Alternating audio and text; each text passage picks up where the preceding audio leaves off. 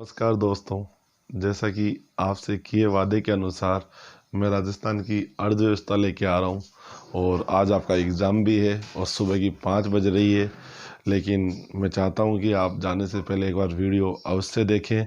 इसमें केवल इम्पोर्टेंट बात है जो परीक्षा की दृष्टि से महत्वपूर्ण है और आपके लिए फ़ायदेमंद है, तो आप एक बार ध्यान से देखें।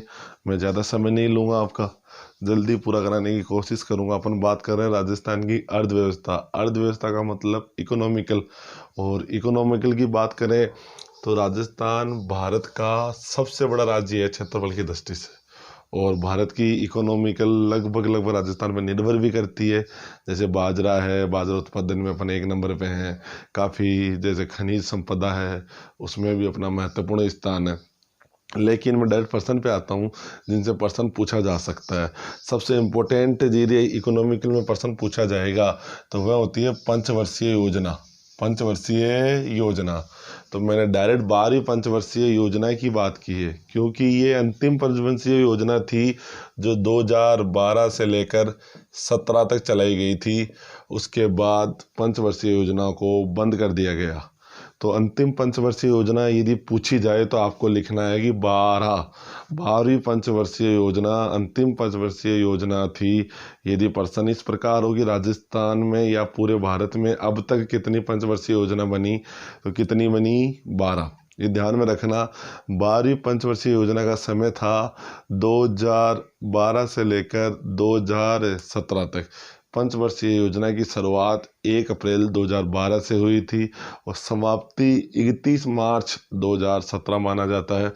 अब इस पंचवर्षीय योजना की खास बात, राजस्थान ने अपने आर्थिक विकास की जो दर रखी थी वो 7.7% रखी थी। ये पर्सन बहुत ही इम्पोर्टेंट है कि अंतिम पंचवर्षीय योजना में राज्य की विकास दर, तो आपको याद होना चाहिए 7.7%। राजस्थान की 12वीं पंचवर्षीय योजना में विकास दर कितनी रखी गई थी?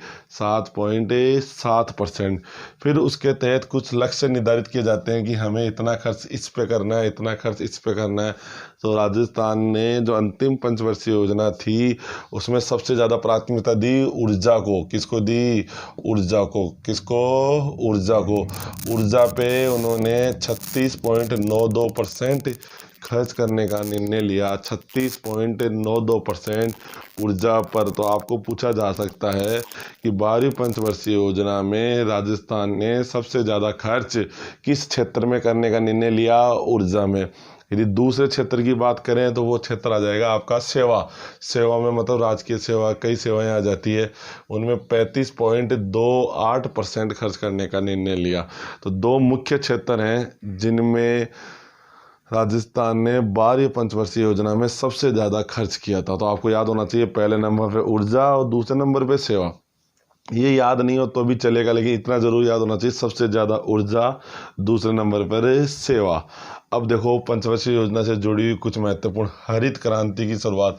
यदि कृषि में आज जो नयापन आया है, एक नया जीवनदान मिला है, वो जीवनदान केवल और केवल हरित क्रांति के कारण पॉसिबल हुआ। और ये हरित क्रांति की शुरुआत तृतीय पंचवर्षीय योजना के तहत की गई थी, क्योंकि अपने पता है कि हरित क्रांति 1966 में आई थी और 1966 वर्ष अपन ने किसको दिया था? तृतीय पंचवर्षीय योजना को। तो पूछा जा सकता है कि हरित क्रांति कौन सी पंचवर्षीय योजना से संबंधित है? तो आपका उत्तर होगा तीसरी पंचवर्षीय योजना। अब आपको पता है पंचायती राज त्रिस्तरीय व्यवस्था। कल अपने राजस्थान के दिग्गज नेता नाथूराम मिर्धा की वो जयंती भी थी और उन्हीं की प्रयासों से पंचायत राज त्रिव्यवस्था का शुभारंभ जिला नागौर में संपन्न हुआ। इस सन 1959 को, पंचायती राज त्रिस्तरीय व्यवस्था। अब आपके दिमाग में प्रश्न उठता है कि सर ये त्रिस्तरीय मतलब 3 स्तरों की व्यवस्था। 3 स्तर, ग्राम पंचायत, ग्राम पंचायत के बाद में खंड स्तर और खंड के जिला परिषद। ये अपनी पंचायत की त्रिस्तरीय व्यवस्था है। ग्राम पंचायत, खंड स्तर और जिला परिषद। इस त्रिस्तरीय पंचायत व्यवस्था का शुभारंभ 1959 में हुआ था और ये किसका पार्ट था?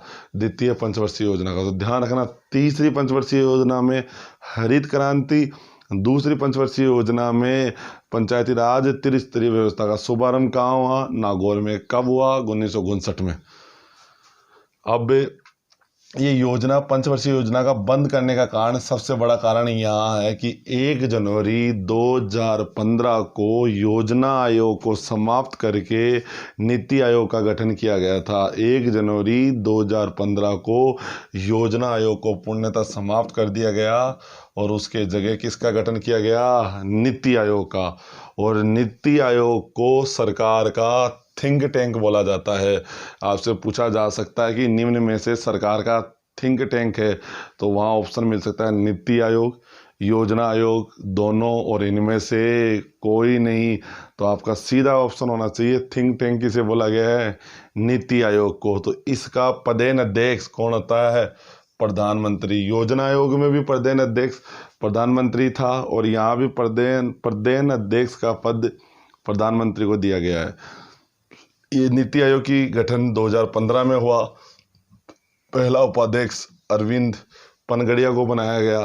पहला उपाध्यक्ष बनने का सौभाग्य अरविंद पनगड़िया को प्राप्त हुआ, जो एक बहुत बड़े इकोनॉमिक्स है, अर्थशास्त्र के ज्ञाता हैं। और अभी वर्तमान समय में इस नीति आयोग के जो उपाध्यक्ष का पद संभाल है वो राजीव कुमार है। शायद ये तीसरे हैं, पहले अरविंद पनगड़िया, दूसरे पे अशोक पनगड़िया और तीसरे पे राजीव कुमार। और यदि मुख्य कार्यकारी अधिकारी की बात करें तो अमिताभ कांत है। अभी भी यही है, पहले भी यही है। पूछा जा सकता है नीति आयोग का अध्यक्ष, तो पदेन अध्यक्ष होता है प्रधानमंत्री और वर्तमान में प्रधानमंत्री है नरेंद्र दामोदर दास मोदी। यदि उपाध्यक्ष की बात पूछी जाए तो अरविंद पनगड़िया, वर्तमान पूछा जाए तो राजीव कुमार। पहला पूछे जाए तो अरविंद पनगड़िया, पहला नीति आयोग का उपाध्यक्ष अरविंद पनगड़िया, वर्तमान उपाध्यक्ष राजीव कुमार।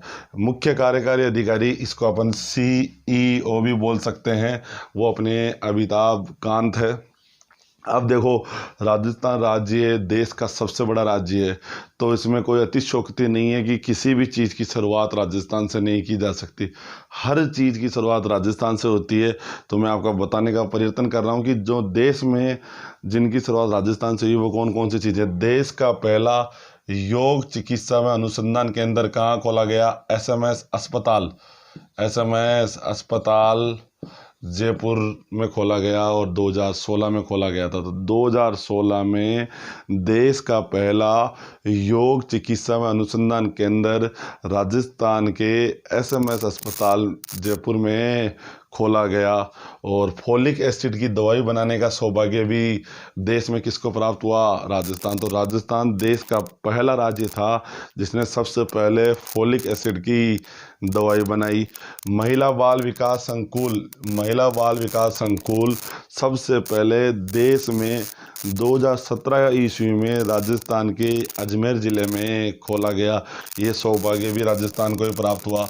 खान जैसे खनन के लिए जो खानें होती है उनकी ब्लॉक की नीलामी, मतलब इलेक्ट्रॉनिक नीलामी करने वाला पहला राज्य भी राजस्थान था।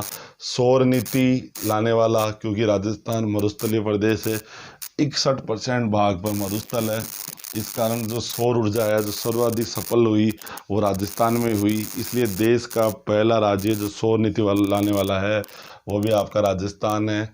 और ये 19 अप्रैल 2011 से लागू की गई थी। अब देखो आगे बढ़ते हैं। ये बिल्कुल बेसिक था। सबसे अच्छे क्वेश्चन नीति आयोग से बन सकते हैं या पंचवर्षीय योजना से बन सकते हैं। अगला टॉपिक मैं आपकी है ना योजनाओं में ले रहा हूँ। तो योजनाओं में सबसे इम्पोर्टेंट योजना है राष्ट्रीय ग्रामीण रोजगार योजना, जिसे शॉर्ट में बोला जाता है नरेगा। ये योजना ऐसी योजना है जो शायद ही कोई परीक्षा होगी जिसमें इसका प्रश्न ना पूछा जाए, तो इसको ध्यान से समझो। राष्ट्रीय ग्रामीण रोजगार योजना की शुरुआत 2 फरवरी 2006 में की गई थी। 2 फरवरी 2006 में। उस समय अपने देश के प्रधानमंत्री थे श्री मनमोहन सिंह जी। तो अब उस पंचवर्षीय योजना की शुरुआत देश में कहाँ की गई? आंध्र प्रदेश के अनंतपुर जिले के नरपाला मंडल के बंदापाली गांव में। आपको इतना याद कर रखने की जरूरत नहीं है, आप इतना रखो कि राष्ट्रीय ग्रामीण रोजगार योजना की शुरुआत आंध्र प्रदेश में की गई। कहाँ की गई? आंध्र प्रदेश में की गई। और यदि उसी की शुरुआत अपन राजस्थान में देखें तो ये उदयपुर के जाड़ला के माकड़ा देव ग्राम पंचायत में। तो आपको इतना याद रखना है, माकड़ा देव। माकड़ा देव कहाँ, उदयपुर में। राजस्थान में ये नरेगा की शुरुआत माकड़ा देव ग्राम पंचायत उदयपुर में। देश में शुरुआत आंध्र प्रदेश में। देश में सबसे पहले 2 फरवरी 2006 को इसको लागू किया गया था, तो सबसे पहले कितने जिलों में लागू किया गया था? 200 में। ये बहुत इंपॉर्टेंट पर्सन है कि इस योजना की शुरुआत में देश के कितने जिलों में से लागू किया गया, तो 200 जिलों में। और यदि अपने राजस्थान की बात करें तो कितने जिलों में? 6 जिलों में। देश में 200 जिले, उस समय राजस्थान के 6 जिलों में लागू किया गया। दूसरा चरण इसका आया था 2007-8 में, तब देश में 130 जिलों में लागू किया गया था, उसी समय राजस्थान के 6 जिलों में। ध्यान रखना, राजस्थान का पहला चरण नरेगा का 6 जिलों में, दूसरा चरण 6 जिलों में। इसी प्रकार राजस्थान का तीसरा चरण देखें तो पूरे संपूर्ण राजस्थान में 1 अप्रैल 2008 को लागू की गई। 1 अप्रैल 2000, और देश में भी 1 अप्रैल 2008 को संपूर्ण देश में लागू कर दी गई थी। तो देश का पूछा जाए तो 200 जिले एक साथ, फिर 130, और फिर समस्त। राजस्थान का पूछा जाए तो 6 जिले और फिर समस्त राजस्थान। ये शायद ही और इस देश के सौभाग्य है कि ऐसी योजना आई जिसमें काम के अधिकार को कानून की बाध्यता दी गई। तो परीक्षा में पूछा जा सकता है कि निम्न में से कौन सी योजना काम के अधिकार को कानूनी बाध्यता देती है? तो आपका उत्तर होगा नरेगा। लेकिन इसमें खास बात, 2 अक्टूबर 2009 को महात्मा गांधी के जन्म दिवस पर इसका नाम महात्मा गांधी राष्ट्रीय ग्रामीण योजना कर दिया गया था। महात्मा गांधी राष्ट्रीय ग्रामीण योजना, तो इसे मनरेगा कहा जाने लग गया। तो प्रश्न पूछा जा सकता है कि नरेगा को मनरेगा कब से कहा जाने लग गया? तो 2009 से। अब आगे अपन बढ़े तो देखो, काम के अधिकार की कानून की बाध्यता आ गई।